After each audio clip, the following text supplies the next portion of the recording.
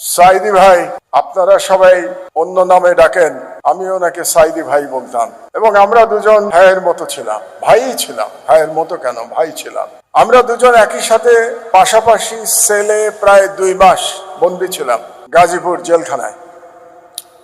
তো সেখানকার একটা ঘটনা শুধু আপনাদেরকে বলবো। ওনার অন্যরকম একজন আল্লামা দেলোয়ার হোসেন সাইদিকে আপনাদের সামনে উপস্থাপন করবার জন্য। তো আমাদের সাথে আমাদের পরিবারের মানুষেরা সপ্তাহে একদিন দেখা করতে পারতেন। তো ওই দিন আমাদের পরিবার থেকে কিছু ভালো খাবার দাবার নিয়ে আসা হতো, কিছু তরকারি কিংবা কিছু মিষ্টি, বিস্কিট, এগুলো নিয়ে আসা হতো। তো আমরা যখন জেলে ছিলাম, ডিভিশনে একমাত্র আমি আর সাইদি ভাই ছিলাম, দুজনই মানুষ ছিলাম। তো সব বেলা আমরা একসাথে খাওয়া দাওয়া করতাম, নামাজ পড়া থেকে শুরু করে, ফজরের নামাজ থেকে শুরু করে একেবারে এশার নামাজ পড়ে ভাত খেয়ে তারপর যার যার সেলে আমাদের তালা মেরে দেওয়া হতো।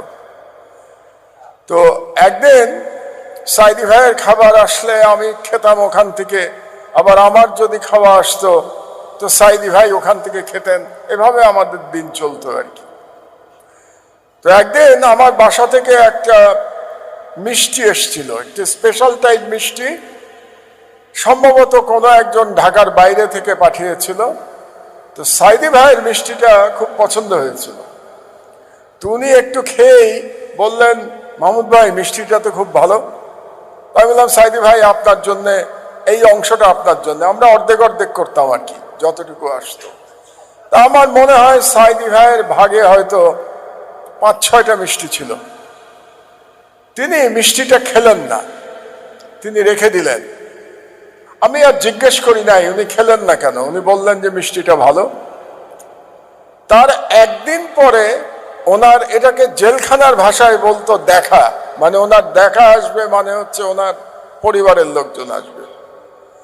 তো পরের দিন ওনার পরিবারের লোকজন যখন আসলো এবং তারপরে আমরা গল্প করতাম কে কেমন আছে এটা জানবার জন্যে, সাইদি ভাই আমাকে বললেন যে আমি মিষ্টিটা কেন খাই নাই জানেন?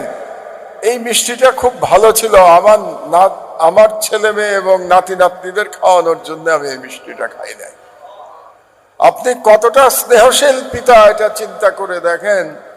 যেখানে জেলখানায় আমরা প্রায় কিছুই পেতাম না, সেই জেলখানায় একটুখানি মিষ্টি উনি রেখে দিচ্ছেন ওনার পরিবারের জন্য।